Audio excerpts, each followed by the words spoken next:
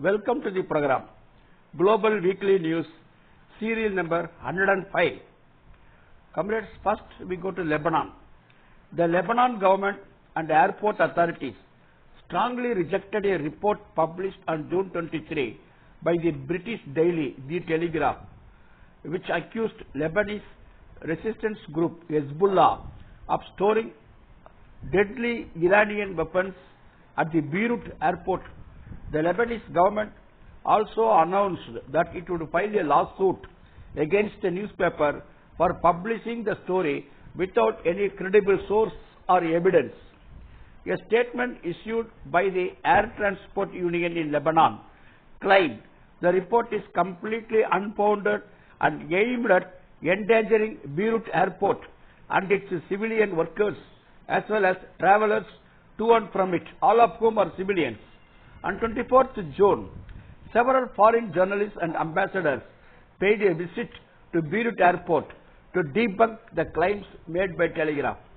Many analysts have pointed out that the Telegraph report is another example of a Western outlet publishing unverified facts to create a narrative that supports and justifies the US-Israel war drive against Palestinians and regional groups opposing Israel's genocide. Since October 8, 2023, Hezbollah has carried out attacks on Israeli military installations and towns in the north, following its announcement of solidarity with Palestinians in Gaza. It has on several occasions declared that the attacks will not end until the Israeli war in Gaza comes to an end. Israel has been launching air strikes and artillery attacks in southern Lebanon ever since the beginning of the war against Palestinians in Gaza. It has killed close to 400 Lebanese in the last 9 months of war and displaced thousands. Israel has been threatening to wage a full-fledged war against Lebanon. Next we go to Africa, the country Congo. Well, Congo is a mineral-rich country in Africa. Congo has plenty of cobalt, lithium, uranium, etc. required for fourth generation revolution of manufacture of cell phones, electronic things. Congo produces 71% of the global cobalt used in all cell phones, computers and electric cars across the globe. M23 are armed groups in Congo has connections with Rwanda, Uganda and the West to the extraction of the Congo's mineral wealth. Rwanda is a strong US ally. Paramilitary conflict in Congo has resulted in the displacement of 70 lakh Congolese people, with more constantly forced to flee. In the span of decades, the Congolese people were brutalized in the name of groundnuts, palm oil, rubber and minerals. Congo was the colony of Belgium. The Belgian colonial state lost control of the countryside by 1957 and the mass urban uprisings on 4th January 1959. Patrice Lumumba emerged as a leader of the Congolese national movement. Congo government got liberated from Belgium in 1960. Patrice Lumumba became the prime minister, but within 6 months, Mobutu became the dictator. 40,000 children below 8 years of age were exploited in the open cast mines in Congo.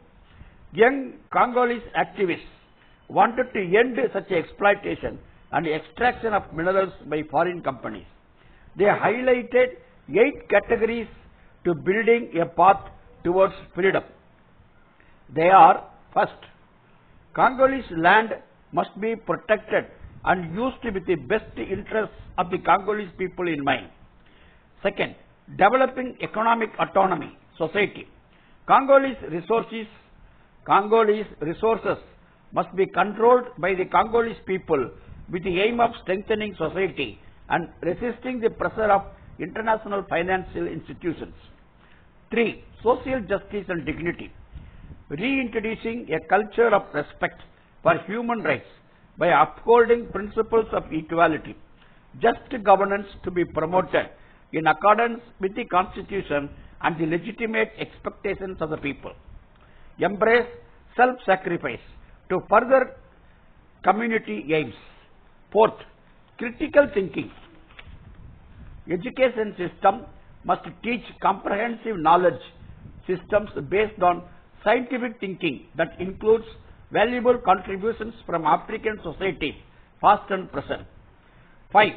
Congolese culture through collective leadership, developing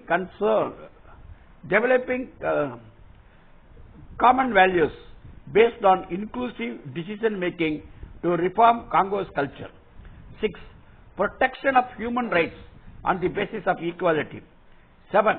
Fulfilling the legitimate expectations by the government. 8. Organizing citizenship collective. Congolese, wherever they are, must create places to meet, debate and collaborate. Next, comrades, we go to Chile.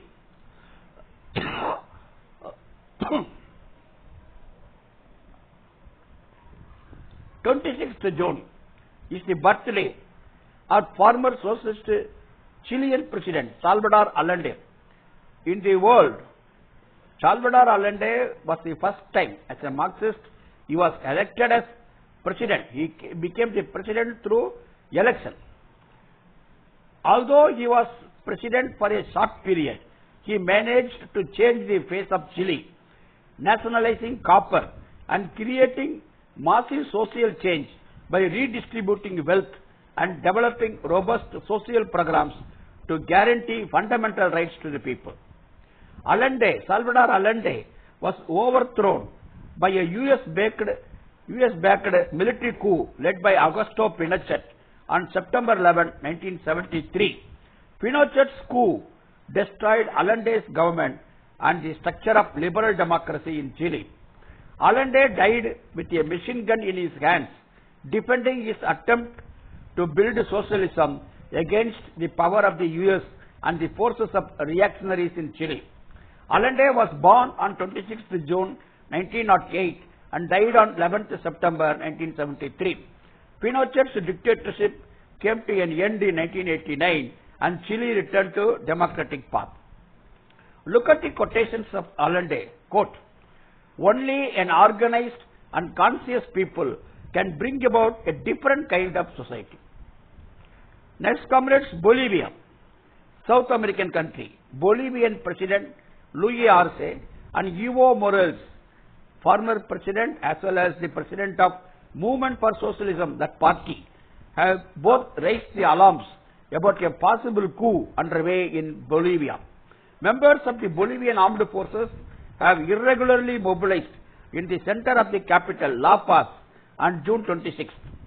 General Juan Zuniga has reportedly called for a complete change of the cabinet and ministers. Zuniga also stated that all branches of the Bolivian armed forces are in a state of emergency. The situation remained one of high tension and uncertainty. The military attempted to storm the government palace. After an hour of the military encirclement of the palace, Bolivian President Luis Arce held a press conference to announce the replacement of Zuniga with Jose Sanchez as the new military commander. Thousands of people mobilized to reject the attempted coup. Luis Arce declared that the attempted coup has been defeated. Comrades, next we go to Haiti. Haiti is a Caribbean state near Cuba, an island sharing part of it with the Dominican Republic. United Nations Security Council last year approved the dispatch of foreign law enforcement forces to Haiti to oppress the violent armed gangs in Haiti. 400 Kenyan police officers arrived on June 25 in Haiti's capital, Port-au-Prince. The deployment of 600 more is expected to follow in the coming days and weeks. The mission was announced in a White House communique which affirmed that the mission is fully supported by the United States and several other countries. About 2,500 police and security personnel will be brought to Haiti. The multinational force will include forces from Kenya, Benin, Jamaica, Bahamas, Belize, Barbados, Antigua and Barbuda, Bangladesh, Algeria, Canada, France, Germany, Trinidad and Tobago, Turkey, UK and Spain. US is the largest financial contributor to these missions, providing more than 30 crore US dollars and up to 6 crore US dollars in equipment. The day when Kenya's 400 police officers landed in Haiti, Kenyan police killed 8 protesters in Kenya who were protesting the unpopular neoliberal finance bill 2024. Up to 80% of the territory of the capital of Haiti and many other surrounding areas are under the control of armed gangs. Foreign police agents will be allowed to detain Haitian citizens with the local police. Jovenel Moise, the president of Haiti, was assassinated. Ariel Henry is the de facto president and prime minister. At the end of January, the High Court in Kenya declared the deployment of personnel to Haiti as unconstitutional. The High Court stated that a reciprocal agreement is required for sending the troops. In the end, Kenya reached an agreement with Haiti on 1st March 2024. The Kenyan officers do not know the territory and do not speak the language spoken by the local population. Vast majority of the weapons used by the gangs are smuggled from the US. Due to intervention of foreign police will result in enhanced violence, attacks on civilians, etc. Human Rights Watch accused the Kenyan police for committing excessive acts of repression and extrajudicial executions in Kenya. In August 2023, Amnesty International wrote in an open letter to the Security Council expressing its concern. There is a troubling record of abuses and impunity associated with previous multinational or foreign interventions in Haiti, such as the cholera epidemic, unaccountable sexual exploitation and abuse, and excessive use of force. The people of Haiti have pledged to continue their struggle against foreign occupation and for true national sovereignty and respect.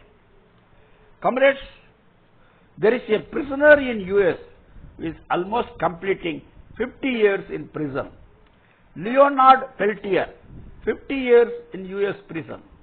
In 1975, indigenous freedom fighter Leonard Peltier was convicted of killing 2 Federal Bureau of Investigation FBI agents, a crime that he and his supporters maintained he did not commit.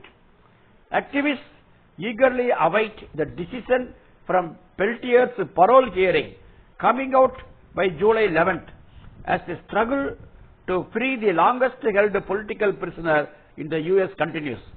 On 10th June, Leonard just got his first parole hearing in over 15 years. Peltier has been in prison for nearly half a century.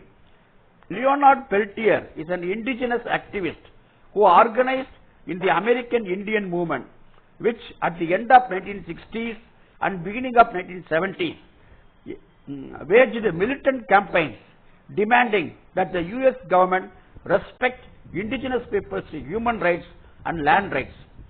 Peltier will be 80 years old on 12th September. He was imprisoned in a small room with poor light and ventilation. Proper food is not given.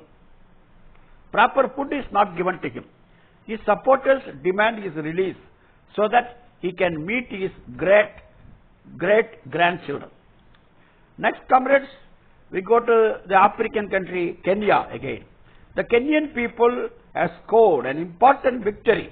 Kenyan President William Ruto announced on July 27 that he was withdrawing the highly unpopular Finance Bill 2024, stating, "I concede, the people have spoken." For over a week, thousands of Kenyans have been mobilizing on the streets of Nairobi against the IMF-backed Finance Bill 2024, which would intensify the ongoing cost of living crisis facing the masses in the country. Their brave protests were met with heavy police repression Hundreds have been arrested, and on 26th June, 8 were killed when police fired live rounds. Next, comrades, Peru. In South American country, Peru, the leftist Pedro Castillo was elected as president in 2021 July. On 7th December 2022, army and the majority right parties conducted a coup. Castillo was imprisoned and Vice President Dina Boluarte was installed as the president. On 15th December 2022, people protested in the streets demanding the reinstatement of Pedro Castillo as president, new elections and new constitution. Mostly the rural people who were supporting Castillo took part in the protest. For many months, the struggle continued. Up to 2023, 55 were killed by government forces. On 9th January 2024, 17 protesters were killed. 20 military personnel have been accused of international homicide in Peru for their role in repressing the December 22 demonstrations in Ayacucho. The military allegedly fired intentionally against the unarmed civilian population. Peruvian prosecutor is investigating 20 soldiers. The investigation began on 13th February 2023. More than 100 witnesses testified before the prosecutor's office that the soldiers aimed their weapons directly at the civilian population and that they fired directly at people's bodies. The Inter-American Commission on Human Rights concluded that in some cases there were extrajudicial executions and massacres as well as disproportionate use of force. Comrades, next we go to a small country in Europe, Croatia. Croatia is a small country in Europe with a population of 45 lakhs.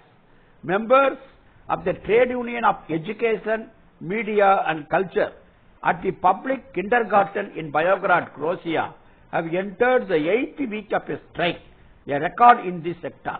They demand the local administration agree to collective bargaining and harmonize salaries with those in primary education. Mayor and the kindergarten have reportedly refused these demands.